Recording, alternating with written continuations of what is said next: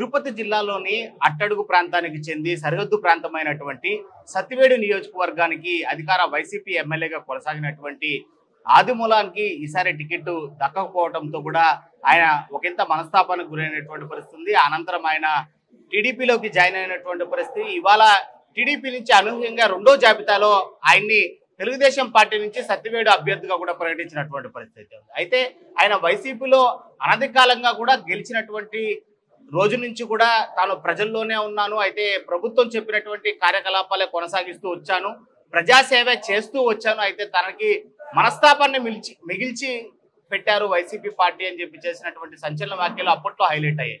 అయితే ఇవాళ second list Telugu Desam party విడుదల చేసినటువంటి నేపథ్యంలోనే ఆయన సత్తివేడు నియోజకవర్గం నుంచి పోటీలో ఉన్నారు అని చెప్పి ఆ జాబితాలో పేరు వచ్చిన తర్వాత ఎక్స్క్లూజివ్ గా ఆర్టీవీ న్యూస్ నెట్వర్క్ ఛానల్ తో మాట్లాడడానికి మొట్టమొదటిసారిగా ఆయన అనతి కాలంలో వైసీపీ నుంచి టీడీపీలోకి జాయిన్ అయిన తర్వాత కూడా ఇంతవరకు ఒక న్యూస్ ఛానల్ కూడా ఇంటర్వ్యూ ఇవ్వనటువంటి పరిస్థితి మొదటిసారిగా మనతో మాట్లాడడానికి సంసిద్ధంగా ఉన్నారు కోనేటి ఆదిమూలం.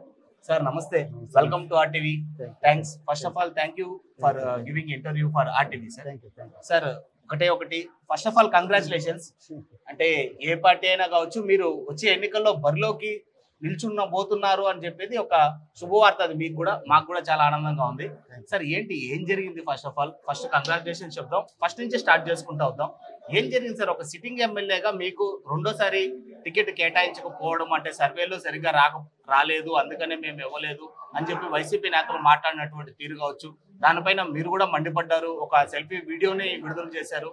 నా తప్పు ఏం చేయలేదు, నేను ప్రజల గుండెల్లో ఉండేటువంటి వ్యక్తిని, అక్కడ సర్వేలు అంటున్నారు ఏంటంటున్నారు అని మీరు ఆందోళన వ్యక్తం చేసినటువంటి ఏం జరిగింది సార్? మీ మాటల్లో ఆర్టీవీకి ఒకసారి ఎక్స్ప్లెయిన్ చేస్తాం. ముందుగా మీకు అందరికీ కూడా మీ నియోజక తరఫున మీ ఛానల్ వారికి ప్రత్యేకమైన ధన్యవాదాలు తెలియజేసుకుంటున్నాను. నేను సుదీర్ఘ రాజకీయం చేసినటువంటి కింద స్థాయి నుంచి వచ్చినటువంటి సర్పంచ్గా, ఎంపీగా, జడ్పీ మెంబర్గా అనేక పదవులను పిలిచి ఆనాడు కాంగ్రెస్ పార్టీ ఇందిరాగాంధీ బలహీనం చేసింది కాబట్టి ఆ నెపంతో నేను కానీ నారాయణ కొంతమంది సంఘాలు పెట్టుకొని పేదవారి కోసం వచ్చినటువంటి ఉద్యోగాలు వదులుకునేటువంటి వచ్చిన వాళ్ళు. ఈ నేపథ్యంలో మరి ఇందిరాగాంధీ గారు పార్టీ పెట్టినప్పుడు పార్టీ చేరాం. తర్వాత మీకు అందరికీ తెలుసు రాజకీయం గురించి నా అనుభవం. పేదల కోసం, బలహీన వర్గాల కోసం ఒక ఉద్యమ నేతకు ఎదిరిన వాళ్ళకి నిన్నగా మొన్న జరిగిన రాజకీయ పరిణామాలు మీరు చూశారు. నేను 2009 వరకు కూడా 2001 జడ్పీ టీడీపీతో ఎన్నికయ్యాను. గౌరవనీయులు ఈనాడు ఉన్నటువంటి జాతీయ అధ్యక్షుడు చంద్రబాబు నాయుడు గారు పార్టీ జడ్పీ చేశారు. 2001 నుంచి 2009 వరకు కూడా టీడీపీలో ఉన్నాను. తరువాత రాజశేఖర్ మరణాంతరం పార్టీ పెట్టిన తర్వాత జగన్ రెడ్డి గారు పార్టీ జరగదు. ఆ రోజు నుంచి నేను ఇప్పటి వరకు కూడా 14 సంవత్సరాల కాలం పాటు నేను వైఎస్ఆర్ కాన్ఫరెన్స్ అయినవాడిని. 2014లో నాకు టికెట్ ఇచ్చారు. అది 2000తో నేను పోగొట్టుకున్నాను. మళ్ళీ 2019లో ఆషామాషిగా చేయలే. ఆ రోజు 2014-13లో కూడా అనేక సందర్భాల్లో ప్రతి గడప తిరిగినటువంటి ఆనాడు 650 గ్రామాలు తిరిగారు. ఆషామాషి తిరగలే. మళ్ళా 2019లో ఎన్నికల తర్వాత మంచి మెజార్టీ గెలిపించారు. సత్యవేడు ప్రాంతంలో ప్రజలందరూ కూడా ఈ వెనకబడిన ప్రాంతమైనప్పుడు కూడా తమిళనాడు బాట ఉన్నాం మనం. అడ్జాయిన్ తమిళనాడు, తమిళ్ కల్చర్ ఇవన్నీ కూడా పేదరికానికి సంబంధించి, బలికి సంబంధించి ఆ తపనిసరి చేశాను. మనం ఒక్కసారి ఎందుకు దెబ్బతిన్నాము అబ్బా అనే ఆలోచనతో నేను కంటిన్యూషన్గా తిరిగాను. కాదు సాక్షాత్ ఆనాడు ముఖ్యమంత్రి తానే పెట్టుకోవడం గడపడ బ్రహ్మాండం చేసి అని చెప్పి నన్ను ప్రసాదించాను. ఆ రోజు మళ్ళీ 2014 గెలిచిన తర్వాత అనేక సంఖ్యాకారం చేశాను. నిరంతరం కూడా ప్రజల మధ్యలో ఉన్నాను. నేను ఒక్క రోజు కూడా నేను ఇంట్లో ఉండేవాడిని కాదు. ఏ కార్యక్రమం పెట్టినా జగన్మోహన్ రెడ్డి గారు అది తూచా తప్పకుండా అతను బటన్ నొక్కితే 7 గ్రామాలు తిరిగేవాడు. అది ఆసరా కావచ్చు, చేయిత కావచ్చు, పెన్షన్ కావచ్చు, ఎస్టీ ఎస్టీ బీసీ మైనారిటీ సభలు కావచ్చు, అనేకమైన సంక్షేమాలు ఏది పెట్టినా కూడా నియోజకస్థాయిలో ఉన్నాను. ఒకవేళ పోతే అసెంబ్లీ పోయి తప్ప మిగతా రోజులన్నీ కూడా నాకు కరోనా 2 సార్లు వచ్చినా కూడా డాక్టర్లు నన్ను టెస్ట్ తీసుకుని నిలబడాను. జ్వరం వచ్చినప్పుడు తిరిగాను, ఎండ అనక వాన అనక. ఒక విధంగా చెప్పాలంటే నియోజకవర్గంలో పేదవారంతా కూడా నేను గడపడ తిరిగినప్పుడు ఎస్సీలు కావచ్చు, బీసీలు కావచ్చు, మైనార్టీలు కావచ్చు, ఆర్పీలు పెట్టారు, ఎక్కాయలు కొట్టారు. జీవితంలో మరవరాన్ని కట్టారు, జీవితంలో మర్చిపోను కూడా. అలా తిరిగాను. ఇది సర్వేలు కూడా బ్రహ్మాండంగా ఉంది అన్నారు. నేను ఎక్కడ కూడా నేను సాక్షాత్ ముఖ్యమంత్రి గారికి చెప్పి ఎలా ఉంది గడపడుకునేది సార్, ఎస్సీ ఎస్టీ బీసీ మైనారిటీలు బ్రహ్మాండం ఉంది సార్, ఓసీ కావాలి సాక్షాత్ ముఖ్యమంత్రి చెప్పాను. ఎక్కడ కూడా దాపి లేకున్నట్టు వాళ్ళని నాతో నడిచారు, ప్రమాణం చేశారు. అవును, మేము చూసాం. ఈవెన్ అప్పుడప్పుడు మా లోకల్స్ లో రిపోర్టర్స్ ఉంటారు. మా సత్యవేడ్ నియోజకవర్గానికి వెంకటేశ్వర రిపోర్టర్ ఉన్నాడు, అతను పంపిస్తుంటాడు మీ వీడియోస్ అన్ని కూడా. సో ఇంత బాగుండుకొని ఒక్కసారిగా మీకు ఏర్పడినటువంటి సందర్భం ఎక్కడ ఏర్పడింది? ఎందుకు ఒక్కసారిగా మా సర్వే, మా పార్టీ చేపట్టిన సర్వే అనేది, అంటే ఎవరిచ్చారు ఈ సర్వే? ఎందుకు టికెట్ రాలేకుండా? సర్వేలో కూడా నాకు బుక్ ఇచ్చినప్పుడు నిన్న డిసెంబర్, జనవరి, ఫిబ్రవరిలో, అక్టోబర్లో ఇచ్చాను సర్వే రిపోర్ట్. చాలా బాగుంది చెప్పు, గెలుస్తామని ఇచ్చారు, బుక్కే ఇచ్చారు. ఓకే, అందరినీ బ్రహ్మాండంగా చేసి తిరిగావు, బాగా నుండి రిపోర్ట్ అన్నారు. హఠాత్తుగా ముఖ్యమంత్రి గారు పిలిచారు, పోయాను. ఎప్పుడు సార్? అది డిసెంబర్ అండి. డిసెంబర్ ఎండింగ్, ఆ టైం ఎండింగ్ లో పోయాను. ఓకే, జాబితా ఫస్ట్ జాబితా రెడీ అవుతున్న సమయంలో మామూలుగా పిలిచారు, పోయాను. ఓకే, కూర్చున్నాడు ముఖ్యమంత్రి, మేము కూర్చున్నాము. ఓకే, అన్నా నీ ఎంపీకి పోన్నాడు. నేను పోను సార్ అన్నా, నా కాన్స్టిట్యున్సీ అద్భుతం ఉంది, నేను గెలిచి వస్తాను సార్, నేను బ్రహ్మాండం చేసి పెట్టుకున్నాను, ఇంటిని తిరిగాను, ఇంకా ఈ రోడ్లు కానీ ఇవన్నీ కూడా ఉంది, చేయాల్సి ఉంది అని అంటే, లేదు నీ ఎంపీకి పోను, తిరిగి పార్లమెంట్ ఇస్తాను పోన్నాడు. అంటే నేచురల్గా మీకు మాట్లాడుతున్నాను, అది జరిగిన సంభాషణ. తర్వాత మళ్ళీ పొమ్మని వద్దన్నా, ఆనే లేసుకున్నాను, నాకు వద్దు సార్ అన్న, నాకు ఎంపీకి పోలేను సార్, నాకు ఎమ్మెల్యే అని చెప్పారు, మీకు పోవాలని. సరే నేను వచ్చేస్తాను. అక్కడే నారాయణ స్వామి ఉన్నారు, నారాయణ స్వామి చూశాడు, చెప్పాను అన్నకి ఎంపీ పోతుంది. అతను వచ్చాడు, ఎంపీ అంటే సరే ఇతను పంపించాడు సార్ ఎంపీ అని చెప్పాను. నారాయణ స్వామి ఎదురుగానే ఇతను పంపించాడు చెప్పిన, నాకు సత్యవేడ్ ఇచ్చేయండి, నారాయణ స్వామి కావాలంటే ఎంపీకి పంపించండి చెప్పాను. అక్కడ రామచంద్ర గారు ఉన్నారు, నితిన్ రెడ్డి ఉన్నాడు, సజ్జల ఉన్నాడు, అందరూ ఉన్నారు. వాళ్ళ ఎదురుకు వచ్చిన, వాళ్ళ ఎదురుగానే సార్ రామచంద్ర రెడ్డి అయ్యప్ప మాలను వేసుకున్నాడు, అయ్యప్ప మాలను ఉన్నాడు, ఎదురు సజ్జల ఉన్నాడు, ఇక్కడ శ్రీనివాసు సార్, మీకు తెలియకుండా నేను సత్యవేడు ఎదురు చేశాను. ఎవరిని అడిగారు? పెద్దిరెడ్డి గారు. పెద్దిరెడ్డి గారిని ఎదురుగానే అడిగాను, నీవు వాళ్ళకి గుడి చైర్మన్ ఇచ్చేయమంటా, ఎస్ఐలు వేసుకుంటే వేసుకున్నాను, వాళ్ళు జడ్పీస్మెంట్ ఇచ్చాను, వాళ్ళు కోరిలు ఏమంటే ఇచ్చాను, నీకు తెలియకుండా ఏది చేశాను సార్, నేను నన్నేను సార్, నేను పార్లమెంట్ మెంబర్ ఉంటాను సార్, ప్రజలు కూడా ఉన్నాడు సార్, క్యారెక్టర్ క్రెడిబుల్ ఉండేవాడిని సార్, ఎమ్మెల్యే పాస్ కోరి కాదు, కాకపోతే నేను కష్టపడ్డ చేశాను, 700 గ్రామాలు తిన్నాను ఇప్పుడు గడప. డైలీ అప్డేట్ వస్తుంది, ఎవరు తిరగలేదు, 700 గ్రామాలు తిరిగాను సార్. నన్ను ఎందుకు, నేనేం తప్పు చేశాను అనుభవం, ముఖ్యమంత్రి నేనేం తప్పు చేయలేదు సార్, ముఖ్యమంత్రి చెప్పాను, నేను మరొక చెప్పలా, నేనేదో తప్పు చేసుకుంటే అడగండి, నేను గ్రావులు తోలేనా, మట్టి తోలినా, ఇసుకు తోలినా చేశానా, లేదైనా భూ కబ్జా చేశానా, లేదా డీకేట పట్ట చేసుకున్నా, ఎక్కడన్నా కూడా 7 మండలాల్లో మా నాన్నగారు చెప్పేది 10 ఎకరాలు తప్ప ఇప్పటికి కూడా. ఆ రోజు ఇందిరాగాంధీ ఉన్నప్పుడు కొన్ని వేలాది మంది ఇల్లు పట్టేది ఇచ్చాము, ఆనాడు కానీ ఇప్పటికైనా కూడా ఎక్కడైనా పరుగు భూమి ఉంటుంది డీ కట్టిన సొంత ఊళ్ళో కూడా నేను వేసుకోలేకపోయాను. నేను ప్రజా ఉద్యమం వచ్చాను కానీ సజ్జలు అందరూ ఎదురుగా చెప్పాను. దానికి ఆన్సర్ ఏమొచ్చింది? మళ్ళీ వచ్చేది నా విజయసాయి చెప్పిన, విజయసాయి గారికి కోఆర్డినేటర్ కదా, ఏం సార్ మీరు మట్టి అనే విషయం ఇక్కడి నుంచి తమిళనాడుకి పోతున్న టెప్పర్లో ఆయన అరకట్టమని మీదనే ఒక అతను అడిగినాడు విజయసాయి గారే, అది ఉండకూడదండి, తప్పది పార్టీ అని చెప్పారు. అది మీరు కండిషన్ ఆ పైన పెట్టారు. సరే పర్లేదు, మీరు కోఆర్డినేటర్ కదా సార్, మీరు నన్ను ఎమ్మెల్యే పోమంటే ఎంపీ పోమంటే మీకు అంటే నేను మాట్లాడతా అన్నాడు. సరే మాట్లాడి చేయండి సార్ వచ్చేస్తాను. వచ్చేసిన తర్వాత మళ్ళీ పెద్దిరెడ్డి దగ్గరికి వెళ్ళాను నేను.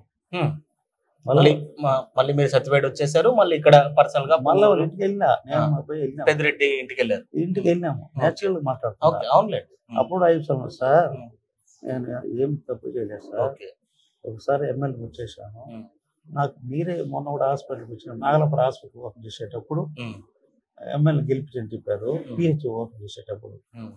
ఇదేం సార్ అంటే ఏం సరే వెళ్ళి అంటాడు ఇది అంటాడు అన్నాడు.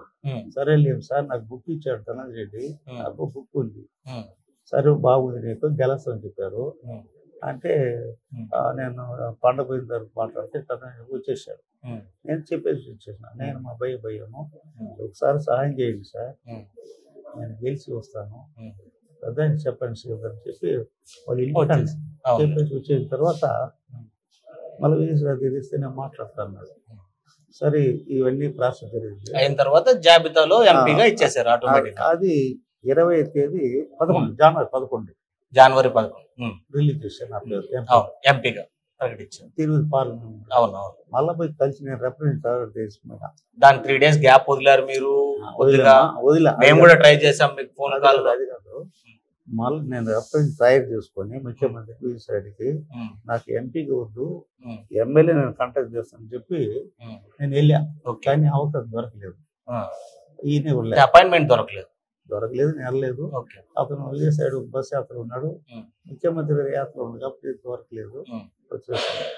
ఇవన్నీ సంభాషణ జరిగిన తర్వాత నేను ఒక శాసనసభ్యుడు 24వ తేదీ కూడా ముఖ్యమంత్రి తిరుపతికి వచ్చాడు, ఇండియా తాజ్ హోటల్కి. ఆ రోజు నేను అందరూ ఉన్నాను, ఎడ్యుకేషన్ సమ్మిట్ జరిగింది 24వ తేదీ. గురుమూర్తి అనే అతను మేము ఇద్దరు వచ్చుకున్నాం. గురుమూర్తి నువ్వు ముఖ్యమంత్రికి వెళ్ళయ్యా, నేను ఎంపీకి పోను, నేను ఎమ్మెల్యే ఉంటా, నువ్వు ఎంపీకి వెళ్ళి అంటున్నా అన్న, అట్నే పోతామన్నా అపాయింట్మెంట్ దొరకలేదు అన్నాడు. అతను బయటికి ఇచ్చేసి వచ్చేసాం. వచ్చిన తర్వాత మళ్ళా 24 అయిపోయింది. 25 ఏం చేశారు నాకు తెలియకుండానే అతను పరిచయ వేదిక పెట్టారు గురుమూర్తిని, ఎమ్మెల్యే క్యాండిడేట్ కన్వెన్షన్ హాల్లో ఎయిర్ బైపాస్ రోడ్. 25 కాన్స్టిట్యూన్స్ లో పరిచయ వేదిక పెట్టారు. ఇక్కడ అన్ని మండలాలు. నాకు ఫోన్ చేశాడు, అప్పుడు చెప్పలే నాకు, అతను ఎయిర్పోర్ట్ లో ఉన్నాం కదా, మీటింగ్ వస్తాను చెప్పలే. ఇతను పార్లమెంట్ సభ్యుడు కదా, మనకెందుకు 3 సంవత్సరాలు కదా రానప్పుడు ఎవరిని తిరుగుకొని వదిలే. 25, 26 3 మండలాలు 2 మండలాలు పెట్టుకున్నాడు అతను.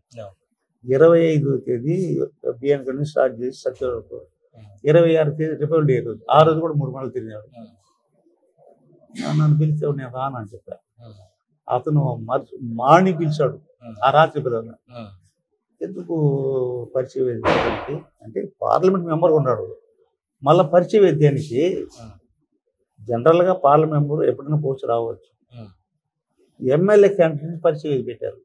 ఓకే, సో తను ఫిక్స్ అయ్యాడు ఎమ్మెల్యే కన్నా కంటెస్ట్ చేయాలని. నేను పోలా, నన్ను పెట్టుకొని చేయాలి నువ్వు, లేదు నిలిచిపోయి కొంచెం ఉండాలి. మందే కదా అన్ని ఆంధ్ర అంతా డిస్టర్బెన్స్ చేశారు వాళ్ళు. ఇక్కడ మాత్రం స్పెసిఫిక్ గా వాళ్ళ ప్రోద్బలంతోనే జరిగింది. ఇది అతని ప్రోద్బలం కాదు, గురుమూర్తి పెద్దిరెడ్డి అంతే కదా, అందరూ ఉన్నాము కదా, నాకు చెప్పాలి కదా. సరే తిరిగిన గమనున్నా నేను 26వ తేదీ పట్టాలు ఇచ్చేసి నాగలపురం హౌస్ పట్టాలు వెళ్ళిపోయినా. ఇవన్నీ అయిపోయింది. మరి 27వ తేదీ 7 మండలాల వాళ్ళని పిలిపించుకొని పిఆర్లో మీటింగ్ పెట్టారు. అంటే పరిచయం అయిపోయింది కదా, వదిలేయి.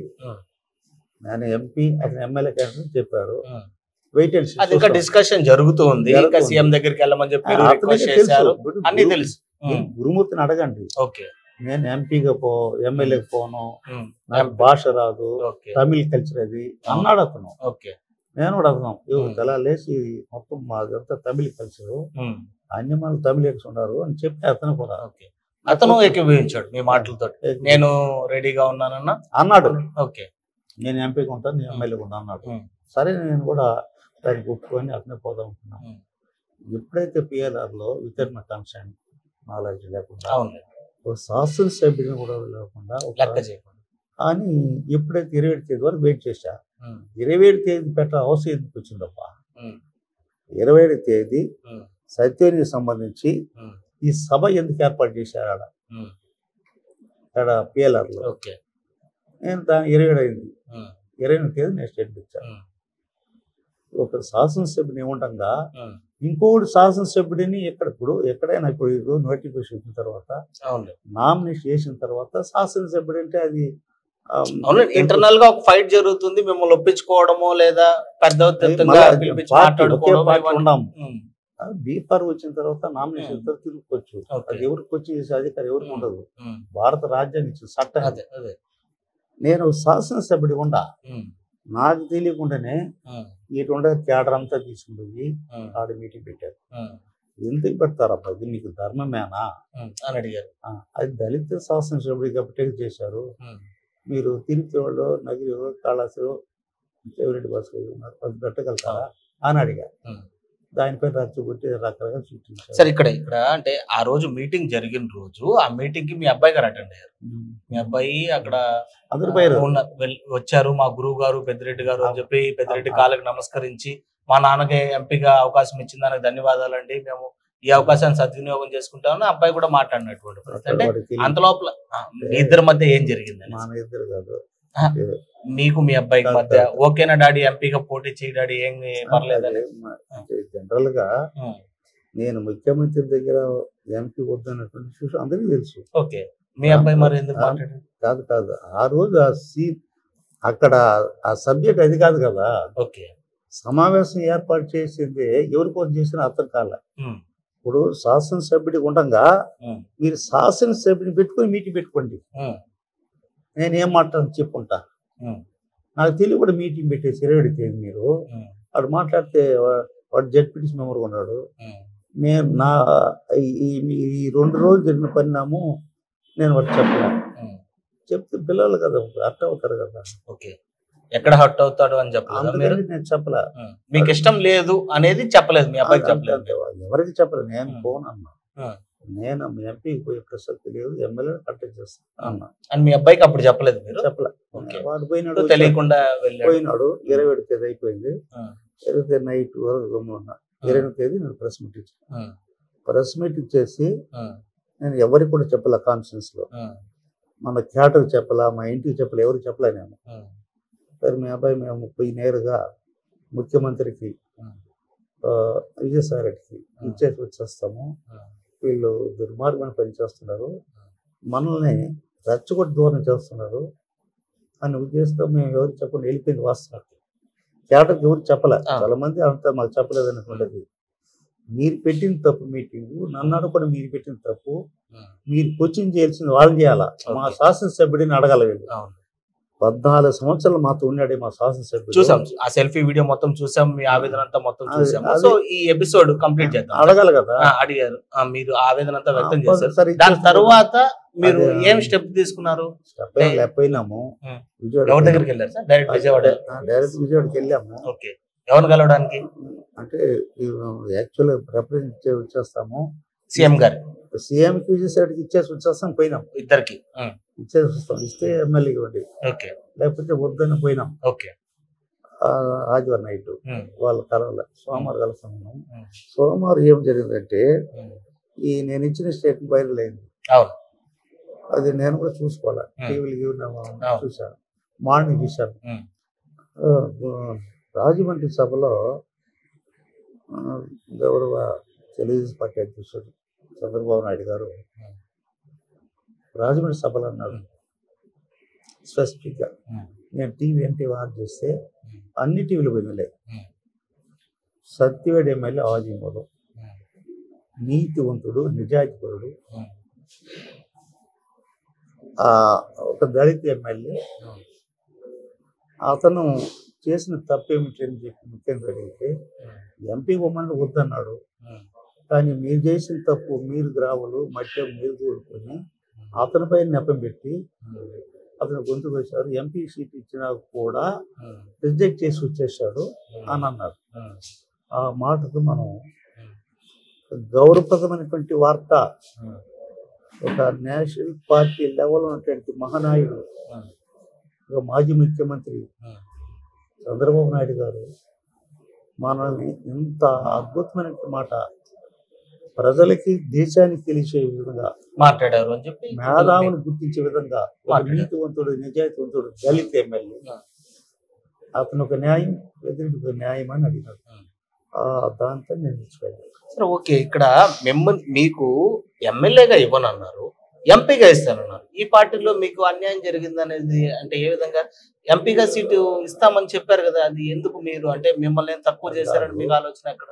మనం నన్ను తీయాల్సిన అవసరం ఎందుకు వచ్చింది? ఓకే, ఇప్పుడు ఎస్సీ నేను రిమైన్ వాళ్ళు ఎందుకు పెట్టినవే? ఇప్పుడు కాళాశ్రీ కానీ, నగిరి కానీ, తిరుపతి కానీ, చంద్రగిరి కానీ, పీలేరు కానీ, తంబలపల్లి కానీ, పొంగునూరు కానీ, పల్లనూరు కానీ. సో ఇంటెన్షన్ ఏమంటారు?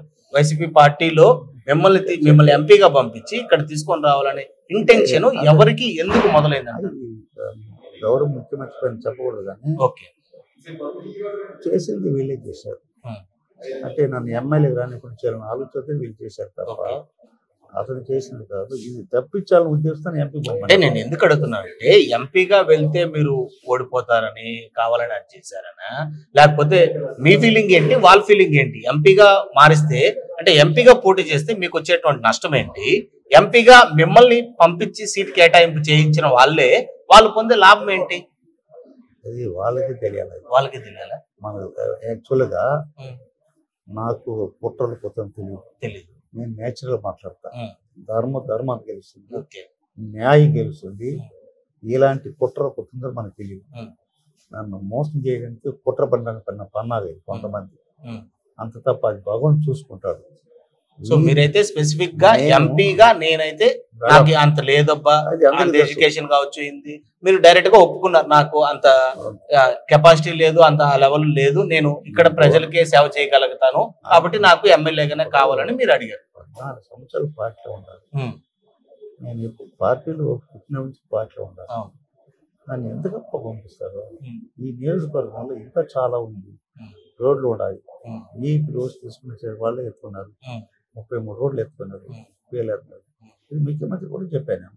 సార్ రోడ్లన్నీ డ్యామేజ్ ఉంది, చేయలేదు సార్ చెప్పాను. కండీపులు రోడ్ ఎత్తుకున్నారు, నాగలపూర్ రోడ్డు చాలా అద్భుతం పడుతుంది, దాన్ని చెప్పాను.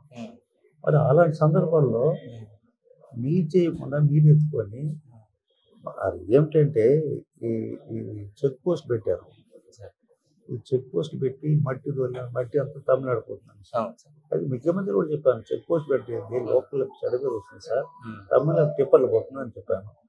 ఎవరు టిప్పర్ అంటే పొంగులేటి శ్రీనివాస్ ఉంది, వాళ్ళ కాంట్రాక్ట్ అన్నారు. ఇవన్నీ మాకు సంబంధం ఇది. సార్ ఇది నేను ఎందుకు అడుగుతున్నానంటే మీరు చంద్రబాబు అవకాశం అంటే మీ గురించి చెప్పడము, ఇది ఈ అవకాశం రావడం, వీళ్ళు కూడా ఎంపీగా కనిపించారు కదా అనేటువంటి ఒక క్వశ్చన్ రేజ్ అవుతుంది కాబట్టి మిమ్మల్ని ఇది అడగాల్సి ఉంది. సో దాని తర్వాత మీరు టీడీపీలోకి వెళ్ళి లోకేష్ ని కలిసేటువంటి పరిస్థితి ఎక్కడ ఏర్పడింది?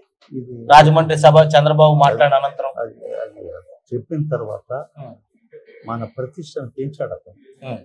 వీళ్ళేమో కష్టపడిన వాడిని కోసేశారు, వీళ్ళేమో తరంతున్నారు. ఇది తెలుసుకోవాలి నాయకులు. ఈ belong to SC ST BC విద్యార్థులు పేదలు ఉన్నారే, ఒక దళితుల్ని వీళ్ళు శాసనసభ్యుల్ని కష్టపడి పనిచేసిన వాడిని ప్రజల కోసం ఉండేవాడిని తరంతున్నాడు. కానీ ఆడు ఆహ్వానించి నాకు ఆడు పలుకుతున్నాడు. నేను అప్పటికి నేను పార్టీకి రాజీనామా చేయలేదు, పార్టీ సభ్యత్వం రద్దు చేసుకోలేదు, పార్టీలో ఉన్నాను. మళ్ళీ మొన్న అసెంబ్లీ తిరిగినప్పుడు అసెంబ్లీ పోయాను. మరి నన్ను పిలిచి మీరు మాట్లాడాలి కదా. మీరు నేను చేసిన తప్ప మాట్లాడకపోగా మీరు వెళ్తే అపాయింట్మెంట్ కూడా దొరకలేదు. సరే అయిపోయింది. ఎప్పుడైతే పెద్ద అని చెప్పాడో దాన్ని కమిట్మెంట్ అయిపోయింది. ఆయన మాట్లాడాడు మీ గురించి పొగుడుతూ లేదు, జరిగినటువంటి అన్యాయాన్ని ప్రశ్నించాడు, ఆ ప్రశ్న ఇచ్చారు. సో మీరు అలా వెళ్ళాలని ఫిక్స్ అయ్యారా? మీరే ఫిక్స్ అయ్యారు? 100%. ఆహ్వానం ఏం లేదు టీడీపీ? ఆహ్వానం లేదు. నిజం చెప్పాలంటే ఈ రోజు మళ్ళీ లోకేష్ కలిసిన విషయాలు చెప్పా, ఏం జరిగిందని అన్నాడు, వాస్తవం చెప్పా. నేను ఇప్పుడు కూడా ఎన్క్వైరీ చేసుకోండి సార్. లోకేష్ దగ్గరికి వెళ్ళేటువంటి పరిణామం ఎక్కడ జరిగింది సార్? అంటే ఎలా మీరే కాల్ చేయడమా, ఏం జరిగింది? ఇప్పుడు అభిమానం ఉండే చోట వెళ్ళాలి. దూషించకపోతే ఇంకా వాళ్ళు వేసి పడతారు. ఒక మనిషి ఈరోజు వచ్చిన తర్వాత నిన్నటి వరకు మా అన్నవాళ్ళు నన్ను ఇప్పుడు దూషిస్తారు. అది కాదు సమాజం తీరు. సమనాయకత్వం లేదు కాబట్టి ఈడ న్యాయం లేదు కాబట్టి ధర్మం లేదు కాబట్టి మనం పోరాటం చేసాం ఈడ కానీ ఇక్కడ ముందుకు వచ్చారు. ఇది తెలుసుకోవాలి. ఈ జాతి ఈనాడు మా ఎస్సీ తీసినటువంటి మా ముఖ్యమంత్రి కదా, ఒక దళితుడికి అన్యాయం చేస్తే ఎక్కడ జరిగిందని విచారించుకోవాలి. ఈ స్థానాలు మాత్రం బదిలీ చేసుకుంటున్నారే, మరి ఈ స్థానం ఏమైంది? ఎందుకు చేస్తారు? గురుమూర్తి ఏమని అడిగినాడు ఎమ్మెల్యే పోతానే, నేను అడిగినాను ఎంపీ పోతానే. వీళ్ళు అభిప్రాయాలు తీసుకోకుండా వాళ్ళే ఒక తుది జాబితా చేశారు. ఓకే సార్, ఈ పరిణామం ఓకే. మీరు లోకేష్ ని కలవడం ఎలా జరిగింది? సో కలిసిన తర్వాత పరిణామాలు ఒక 2 నిమిషాలు కలిశాను, విషయాలు మాకు చెప్పాను. నాకు పలానా సీట్ ఏమి అడగలేదు, మీరేం అడగలేదు, నేను అడగలేదు. వాస్తవం చెప్పాలంటే విషయాలు మాకు చెప్పాను, అంతే వచ్చేసారు. వాళ్ళే లోకేష్ ఏమైనా హామీ ఇచ్చాడా కలిసి వచ్చిన తర్వాత? ఇప్పుడు ఆర్టీవీతో మీరు చెప్పినటువంటి పరిణామాలని లోకేష్ కి ఎక్స్ప్లెయిన్ చేశారు. మీరు ఎక్స్ప్లెయిన్ చేసిన తర్వాత లోకేష్ ఏమన్నా వచ్చేటప్పుడు హామీ ఇవ్వడం జరిగిందా? అన్నా మేము ఉంటామను, లేదా కనీసం నాన్నతో డిస్కస్ చేసాం ఓకే మంచి జరుగుతుందన్న అంత తప్ప పెద్ద ఆయనతో కూడా ఇంత చెప్పలేదు. వాళ్ళు స్వాగతిస్తున్నారు. ఓకే, ఇది జనాలు తెలుసుకోవాలి చెప్తున్నాను. రాజకీయంలో ప్రజాస్వామ్య విలువలు ఉన్నటువంటి ప్రాంతంలో ఇది రాజకీయాలు కూడా తెలుసుకునే సందర్భాలు ఉంది. ఈ రచ్చగొట్టుదోనులు, ఈ అగ్రములు కొత్త పెట్టుకున్నటువంటి సందర్భాల్లో ఎవరు ఏం చేశారని తెలుసుకోవాలి. అంతకుముందు నువ్వు పేక్ ఒకటి పెట్టారు, నేను అంతకుముందుగా లోకేష్ యువకులను కలిసినట్లుగా ఒకటి పెట్టారు, అదేది పెట్టేసి నేను అసలు నేను ఎంతవరకు లోకేష్ కలవదే ఫస్ట్ టైం. మనం ఎక్కడ కూడా కలిసిన సందర్భం లేదు, అది భగవంతుడు చూసుకుంటాడు. నేను మా క్యాడర్ చెప్పేది కానీ వాళ్ళు కానీ ఏ పార్టీ అయినా కూడా ఒక పక్షపాతం ఉండకూడదంట. దళితులకు న్యాయం, సామాజిక న్యాయం అంట. అది సరే, ఇదంతా పరిణామాలు అయింది. మొదటి జాబితా టీడీపీది వచ్చింది. సో అక్కడ ఏమైనా ఎదురు చూసారా నాకేమైనా అవకాశం వస్తుందని? కానీ లోకేష్ కలిసి వచ్చేసిన అనంతరం చంద్రబాబును కలవడానికి ట్రై చేయడం కానీ, నాకు సత్యవేట్ టికెట్ కావాలి టీడీపీ నుంచి కానీ అడగడం కానీ ఏదైనా జరిగిందా? వాళ్ళే పార్టీ డిస్కస్ చేసుకొని నేను ఆల్రెడీ నేను 10 ఏళ్ళు టీడీపీలో ఉన్నప్పుడు, అవును, ఆ రోజు 2009లో నాకు టికెట్ ఇలా కన్ఫర్మ్ చేసి హేమలత గారికి ఇచ్చారు. ఆ రోజు నాకు బాధపడలే. 2009లో ఇలాగ మండల పార్టీ ప్రజలు అందరూ నాతో వచ్చారు చంద్రబాబు, నాకే కన్ఫర్మ్ చేశాడు. ఆ రోజు కూడా కొన్ని సందర్భాల్లో ఇవ్వాల్సి వచ్చిన ఇచ్చేసారు. అది నేను బాధపడలే 2009లో హేమలత గారికి ఇచ్చినప్పుడు. సో మీరు ఎక్కడా కూడా అడగలేదు. ఇప్పుడు వచ్చినటువంటి అవకాశం ఈ రోజు నిజం కూడా సంతోషం ఏమంటే ప్రజాస్వామ్యంలో ఇలాంటి ఈరోజు సంపూర్ణ నేను ఈ రోజు ఎందుకు హఠాత్తుగా ప్రెస్ మీట్ పెట్టానంటే వాళ్ళు నిజం కూడా కృతజ్ఞత చేయడానికి, మన ఇంటికి సహాయం చేయని జీవితం మరొకటి దాన్ని ఎలాంటి ఆశించకుండా వారు ఈరోజు నన్ను సత్యవేట్ మళ్ళా ఇదే ప్రాంతం ఇదే ప్లేస్ కూడా మార్చకుండా ఇవ్వడం అనేది గొప్ప విషయం కదా. అది ఇప్పుడు చేసింది నేను నా సర్వీస్ అంతా చేసింది అక్కడ, ఇక్కడ కాదు చేశాను. నేను అక్కడ చేశాను. వాళ్ళకి ఎవరిని కూడా ఇబ్బంది పెట్టలేదు. నేను భవిష్యత్తులో కూడా ఎవరిని కూడా ఇబ్బంది పెట్టిన సందర్భం లేదు. ఈ కాన్ఫరెన్స్ ఎస్పీ దగ్గర, డిఎస్పీ దగ్గర ఎస్ఎస్ కేసు పెడుతూ నేను విత్డ్రా చేయించుకొచ్చిన. తానా దగ్గర ఉన్నాడు, సెంధిల్ కుమార్ సార్ రిక్వెస్ట్ చేసిన ఎస్ఎస్ కేసు పెట్టవద్దని సార్, ఇది రిజర్వ్ కాన్స్టిట్యున్సీ ప్రశాంత మాతంలో ఈరోజు రాష్ట్రంలో మీరు విచారించుకోండి. రాష్ట్రంలోనే సత్యవేట్ నియోజకవర్గంలో ఎలాంటి కేసు లేకుండా ప్రశాంత వాతావరణం ఒకసారి విచారించుకోండి. మొత్తానికి టికెట్ వచ్చింది. సో ఈరోజు ఎలా అనిపించింది? సందర్భంగా ఒకటి చెప్తున్నాను సార్, మీ యొక్క ఆర్టీవీ సందర్భంగా ప్రత్యేకమైన కృతజ్ఞతలు చెప్తున్నాను ముఖ్యమంత్రి. ఒకటి ఇన్ని రోజులు ఇన్ఛార్జ్ గా ఉన్నటువంటి హెలెన్ గారు కావచ్చు, వాళ్ళ వాళ్ళు ఏ విధంగా మీరు అంటే ఎలా వాళ్ళని కన్విన్స్ చేసుకోగలుగుతారు? నిమిషం మీ ద్వారా ప్రధాన అంశం దీనికంటే ముందు గౌరవ జాతీయ అధ్యక్షుడు చంద్రబాబు నాయుడు గారు ఈ రోజు నన్ను స్వాగతించి ఆశీర్వదించి సహకరించి సహాయం చేసి నాకు ఇక్కడ స్థానం కల్పించాడు. ఒక 3 నెలలు నేను వేదనని, ఈరోజు ఆ వేదన అటువంటిది వారు తీర్చారంటే నిజం కూడా వారికి నేను 2 చేతులు ఎత్తి దండం పెడుతున్నాను. వారు చేసినట్టు మేలు మనకు ఆషమాషి కాదు. శాసనసభ్యుడికి నన్ను ఆశీర్వదించి ఈరోజు ప్రకటించారు. వారికి కృతజ్ఞతలు చెప్పడానికి వచ్చా. వారికి కానీ యువనాయకులు లోకేష్ బాబు గారు ఈరోజు వారి ఎదురు నాకు ఇక్కడ స్థానం కల్పించి ఒక శాసనసభ్యుడిగా తెలుగుదేశం పార్టీ తరఫున అభ్యర్థి ప్రకటించారు.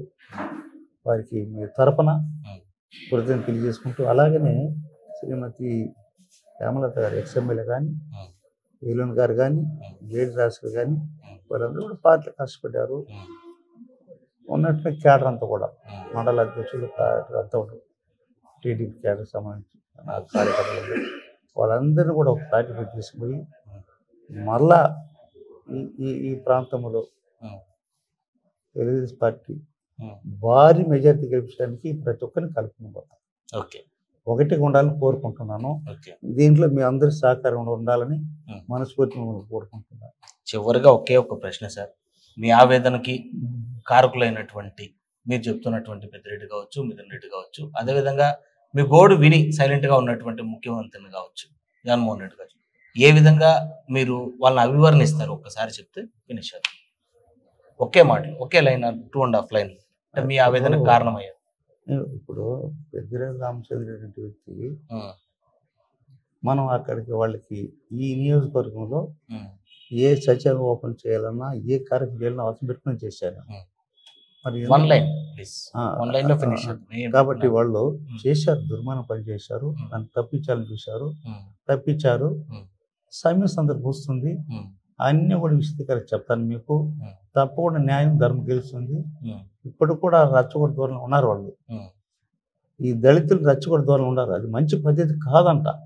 దళితుని రచ్చగొట్టి అదేదో అతను ఈడ నేను ఒక దళిత శాసనుడు కాబట్టి ఈ రచ్చగొట్టి అతన్ని ఓడగొట్టాలనే ఆలోచనతో రచ్చగొట్టి దూరం చేస్తున్నాడు. భగవంతుడు నిర్ణయం తీసుకుంటాడు. తగు సమయంలో ప్రజలు తీర్పిస్తారు.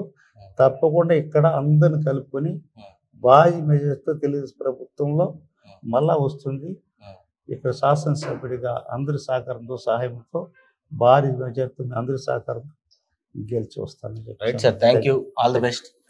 సో అది చూసాం, ఇన్ని రోజులు ప్రజాసేవ చేస్తూ ప్రజల బాగోగులకై కష్టపడినటువంటి తనని వైసీపీ పార్టీకి సంబంధించినటువంటి కీలకమైనటువంటి నేతలు, అదేవిధంగా ఆ నేతలు చేసినటువంటి రాజకీయము అన్ని కూడా ముఖ్యమంత్రి దృష్టికి తీసుకెళ్ళినప్పటికీ కూడా తాను కూడా తన ఆవేదనని అర్థం చేసుకునేటువంటి పరిస్థితులు ఏర్పడ్డాయి. తనకి ఇవాళ ఈ ఆవేదన కలగడానికి కారణం వైఎస్ఆర్సీపీలో ఉండేటువంటి కీలకమైనటువంటి నేతల దగ్గర నుంచి ముఖ్యమంత్రి ఒకంత కారణమైనప్పటికీ కూడా తన ఆవేదన అర్థం చేసుకొని అసలు అడగకపోయినా కూడా హక్కును చేసుకున్నటువంటి చంద్రబాబు నాయుడిని ఇవాళ నిజంగానే ఒక రాజకీయ నేత కంటే కూడా ఆత్మీయ వ్యక్తిగా కూడా తాను భావిస్తున్నాను. అడగకుండానే అమ్మ పెట్టనటువంటి పరిస్థితుల్లో ఇక్కడ సత్యవేడికి తిరిగి ఎమ్మెల్యే అభ్యర్థిగా తనని నియమించడం, అదేవిధంగా సత్యవేడిలో ఇంతకాలం పనిచేసినటువంటి టీడీపీ క్యాడర్ కావచ్చు, ఇన్ఛార్జీలుగా ఉన్నటువంటి వాళ్ళందరికీ కూడా ధన్యవాదాలు తెలియజేస్తూ వాళ్ళందరినీ కూడా హక్కును చేర్చుకొని వాళ్ళ చెప్పినటువంటి దిశానిర్దేశంగానే ముందుకు వెళ్తూ తిరిగి సత్యవేడు నియోజకవర్గంలో తనకు జరిగినటువంటి అన్యాయాన్ని మరే దళిత నేతకి జరగకుండా చూసుకునేటువంటి బాధ్యతని తాను చేతుల్లోకి తీసుకుంటూనే ఇక్కడ తెలుగుదేశం పార్టీ తరపు నుంచి కూడా తెలుగుదేశం జెండాని ఇక్కడ ఎగురవేయడానికి కృషి చేస్తానని చెప్పి కూడా కోనేటి ఆదిమూలం టీడీపీ అభ్యర్థిగా 2వ జాబితాలో ప్రకటించబడినటువంటి ప్రస్తుత వైసీపీ సిట్టింగ్ ఎమ్మెల్యే కోనేటి ఆదిమూలం చెప్తున్నటువంటి పరిస్థితి. వీడియో జర్నలిస్ట్ అయితే Lokesh reporting for RTV Satyavedu. మరిన్ని వీడియోస్ కోసం ఛానల్ ని సబ్స్క్రైబ్ చేయండి, లేటెస్ట్ అప్డేట్స్ కోసం వాట్సాప్ ఛానల్ ని ఫాలో చేయండి అండ్ లింక్ డిస్క్రిప్షన్ లో ఉంది.